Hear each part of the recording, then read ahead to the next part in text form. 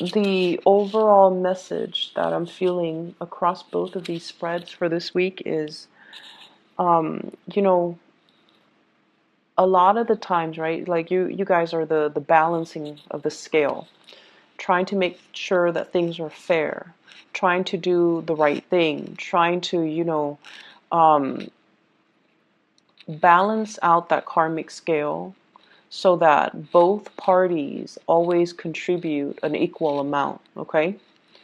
And I'm reminded of the situation where it's a picture that I saw on social media. It's about, being fair and also being equitable. And you have like a short man. He's standing on two crates, and he can barely still, because he's so short. He even though he's standing on two crates, he can't look over the fence and see the soccer match. Whereas you have another really tall man, and he's also given the same amount of crates to stand on. So he has two crates. And so he's towering over this fence and he's looking at the soccer match. Whereas the shorter man, they're both given two crates. So yes, it is fair, right? It's equitable because they're getting the same amount of crates. But one person is born kind of well endowed, they're tall and they're able to look over that fence. Whereas other people are not as fortunate and they're born a lot shorter, they're disadvantaged. And that's just, a simple analogy. But what I feel is that message is what I'm seeing in this spread here, where it's like fairness needs to be also context specific. Not everything in life needs to be calibrated, nickel and dime, and balanced out, and equal give and take. When one partner is kind of low, at a low point in their life, we have to step up. If we love them, if we want the relationship to survive, we need to step up. And who knows how long they're going to be down for, but we need to do the right thing because we love the person and because we cherish the relationship.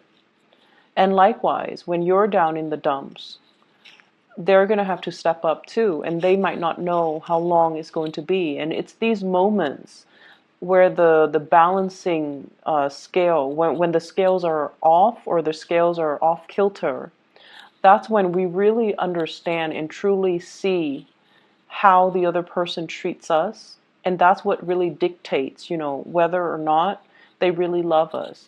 So in relationship, maintaining the niceties, maintaining the balancing act, maintaining the scales of equilibrium, not to rock the boat, not to, upset the apple cart, or like walking around on eggshells around another person.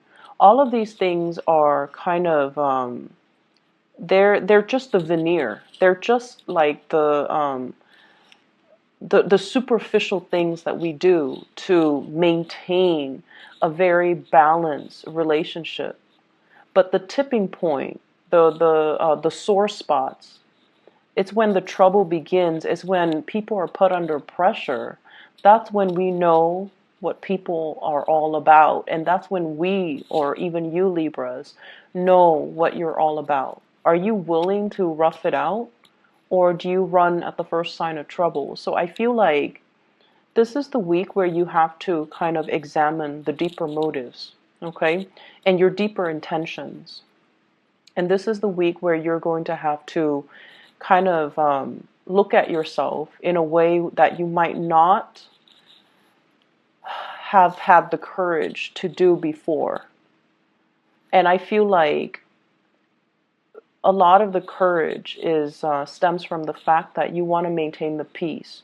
You're not a conflictual type of a person, but it's when you're put under pressure, opposition, that's when you really know who you are. So I feel like I'm inclined to say, do you really know who you are? Do you really know who you're dealing with?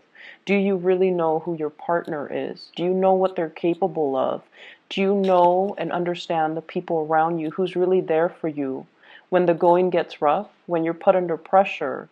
Who is able to come to your defense? Who is able to stick with you through thick and thin? These are the things that you need to, or these are the things and the people that you need to treasure and to value. The rest of it is just the veneer, it's just the facade, it's just the social niceties, the airs that people put on. But at the end of the day, it's like, it's all fake, pretty much. Okay? So that is what I'm seeing across both of these spreads. And I feel like it's coming out here in the spiritual advice a lot more than the love reading, thank God. But I feel like these are things that we're going to have to examine, not only for this week, because I feel like the energy is going to permeate all throughout your birthday time. And, birthday time is when we get a lot of contact, a lot of invites, a lot of communication from other people. So who's really reaching out? Who's really there? Who really remembers? I feel like that's going to be a test of how much you mean to them. And that's going to be a test of, who really values you and who really is valuable to you. Okay? So let's talk about your relationship sector first. I feel like you're dealing with somebody who's showing you a different side of yourself. Okay, so like, it's not going to be as balanced as you hoped, okay? Because this person is injecting a grander vision into the picture. This person is not just about, hey, it's me and you happily ever after. This person has dreams and aspirations that are a lot bigger than you or them. And I also feel like they're willing to forgo a relationship if it doesn't meet their ideals. And then also they're willing to forgo a relationship if life is calling. And the person you're dealing with here, I have here the Queen of Swords. And the Queen of Swords, this fell out for, I believe, Taurus. So if you have Taurus in your chart, if you're dealing with a Taurus, you might want to, take a look at this, okay? If you're dealing with a Taurus, if you have Taurus, moon, sun, or rising in your own chart, their reading might be pertinent as well. It might help you understand things from another person's perspective. You don't have trouble doing that, but I feel like it might be meaningful. Anyways, we have here an air sign, an Aquarius, a Gemini, or a Libra, such as yourself. However, I mentioned before, I feel like you guys, especially the Libra moons, you guys love, love, love your pinks. And I have this card that represents you. I might actually talk about this first so that you can see the contrast. So this is your energy, the Eight of Cups. This is walking away from a situation that is not balanced, a situation that you've invested a lot of time, resources, energy into, a lot of work into as well. And at this point, you're tired. Emotionally, you're overtaxed. And you feel like, oh my gosh, I've wasted so much time. It's been really hard for you to disengage, mainly because you're like, I've invested a lot of time and I'm not going to be able to recoup my loss. And so you might have been hesitant about walking away in the past, but now you're willing to walk away. You're willing to take a new path, mainly because it's not emotionally nurturing you anymore. And it felt very heavy and it has felt very icy and cold for a really long time. So, you put on the veneer that like everything is rosy, right? That pink, everything is rosy, everything is peachy. However, internally in your hearts of hearts, I don't feel like you can deny the fact that your heart is not in it anymore. It's taxing and it's not liberating and it's unbalanced and it's not reciprocal.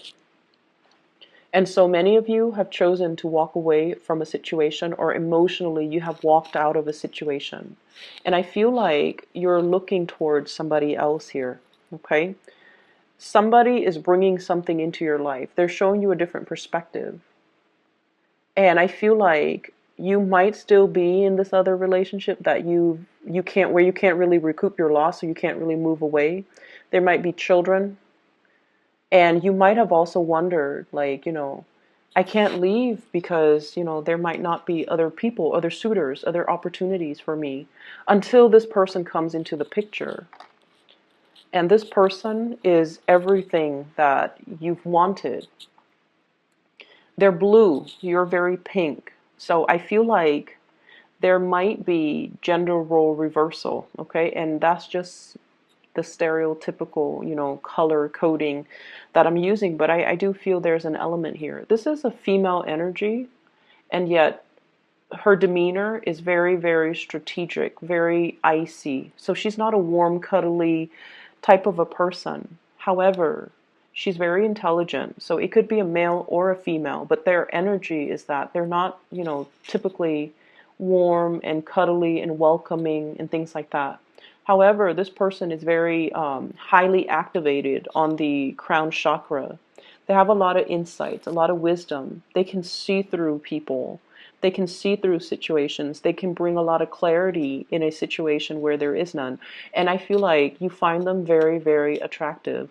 And one of the ways in which Libran and Taurian people find other people attractive is in the symmetry, the way they dress, whether or not their clothes are complementary colors, the way their facial features are, whether or not they have dimples or they have like a gentle, a kind face. So I feel like you guys are really are suckers for like people with a pretty face. Okay, like we're talking like classical beauty, like somebody with dimples, somebody with long eyelashes, somebody with expressive eyes, somebody with features that make them feel like very gentle, very like harmless, okay, like big eyes and rosy cheeks and plump lips and things that make people feel like, wow, this person is like a doll, they won't really hurt a fly. So you find this person really attractive, and I feel like that's the first thing that drew you in. You found them very, very attractive, very physically, aesthetically pleasing to look at. And when you got to know them, you might find this aloofness, this icy demeanor about them quite fascinating, mainly because it's not emotionally draining on you, mainly because they don't demand a lot from you. And so many of you might be in one relationship where you're like looking for a way out, and you've been thinking about it for quite some time, but you stuck around.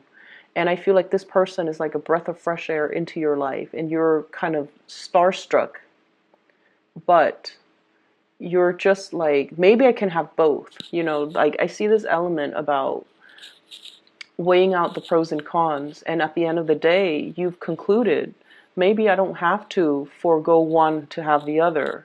Maybe I can do both because this person doesn't seem like they're emotionally needy. So I can put my emotional needs here and just, have this person in whatever way I can because they're not going to make demands of me. And I feel like at first it was like that. However, you became attached to the other person. They're like this, very aloof. They can take care of themselves. They're independent. They don't really need another person. But I feel like what you started developing was the Two of Cups. This is a friendship. This is like a very deep spiritual bond between you and another person. This is like two people who are very like-minded. The communication flows really, really well between the two people. It's the foundation of friendship, and it allowed the two of you to approach one another in a very honest, in a very like unguarded type of a manner. And I feel like you have developed feelings for this person. You didn't think it was going to happen like that. You thought, you could handle the disconnection, I guess. But then the other person draws you in, and then you end up at this Two of Cups phase where you feel like this person is my kindred soul. They really, really, really get me. And I feel like the trouble is right now, this is a really beautiful card, but I feel like the person that you're dealing with, you might not be physically intimate with them. There might be an emotional affair. There might be, if you're in another relationship, there might be an emotional affair. I don't see a lot of things here that indicate, well, I definitely see attraction. And I feel like a very strong soul connection and a spiritual connection. I don't see like, that sexual attraction, the I can't live without you type of attraction, like that carnal desire, because I feel like nothing has been consummated yet. There's an emotional connection. There's an emotional affair if you're in another relationship. There's a deep emotional bond. But where the person is that they're very moral. They will not stray from their morality, okay? So like, I feel like it's somebody that's, you know, kind of like no sex before marriage, okay? So it could play out in that way. Or I can't be with you if you're married to somebody else. Or I can't be with someone I don't love. Or they could just be like, they could be waiting as well for you to finish up things from your end, whatever that means, before they can get involved with you. But if they want to get involved with you, I feel like it's going to have to be all or nothing, because this person wouldn't want any less. They want all of you or none of you. Okay? So that's where you're at with this person right here. And this person, they're linked up with the star and the world. So you're dealing with someone who might be very, very popular. They might have fame and some type of, they might have fame, they might have, they might be a world traveler, there might be an element of people coming from different countries, somebody that travels a lot, or somebody that belongs to a different world. Like they're just, you know, culturally different from you. And the star in the world basically means they are waiting on a higher calling. They're waiting on for their life to begin. They're waiting for opportunities to travel. They're waiting for opportunities to kind of move away, pursue their life, or allow their lives to start. So I feel like at a moment's notice, they're going to be on their way out. They're going to be seeking other opportunities. So there's somebody here that you definitely have a very strong connection with, but it seems like you're tied up in something else. You're not able to give them whatever it is that they want, or whatever it is that you want from them, to solidify a really strong relationship. And the feelings are definitely mutual. You know, with this Two of Cups, it's a soulmate connection. It's a very strong spiritual bond. But I feel like if you don't recognize it for what it is, it's going to slip away. And soulmate connections, they come in they're not rare per se, but I feel like there's a time and a place for it. And the soulmate connection can also run its course too. There's a time and a place for that as well. So if you're not quick on the uptake and recognize this situation for its rarity and for, you know, how powerful it is, I feel like it's going to slip you by, because the other person, they're going to be drifting away, okay? This is the escape here. Things coming to a culmination, things coming, it's like coming full circle and coming to an end, closing out of a cycle, mainly because we have healed up from the past. For others of you, it could be, you know, just the fact that you're with a new person now that really gets you, that you feel is your kindred soul, and you're very, very happy. The person has helped you done a lot of healing on yourself. And I feel like the cycle of you feeling, we have here the Eight of Cups and the Two of Cups, and altogether it adds up to 10, which is the completion stage. You have somebody, you've been feeling empty and taken for granted for a really long time, and then you meet this person who's like a kindred soul. They're fair. They are just, they want to do the right thing. And I feel like it's really refreshing when we meet somebody who has the same values as us, all right?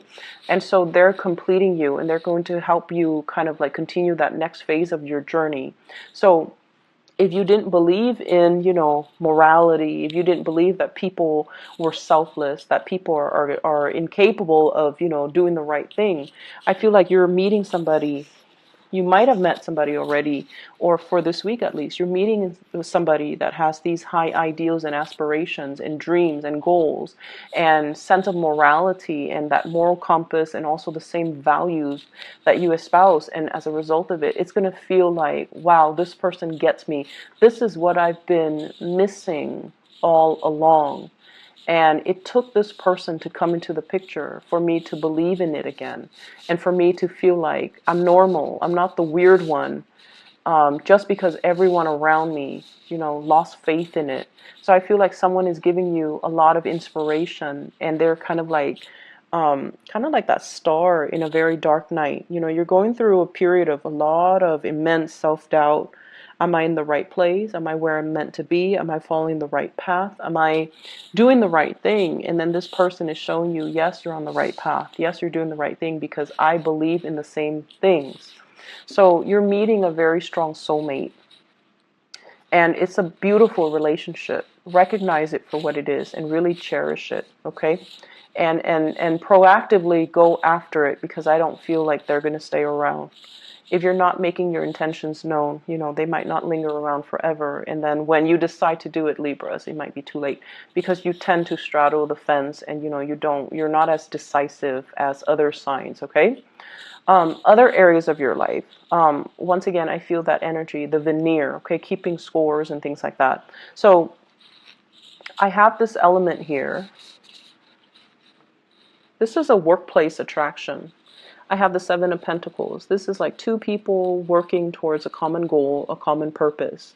And usually I think of this as, I'm staying a little bit extra at work, mainly because there is an office attraction or something that is hidden. Okay, not so much like a clandestine affair, that would be more the Seven of Swords, but more like, I really admire and appreciate this person. I want to get to know them better.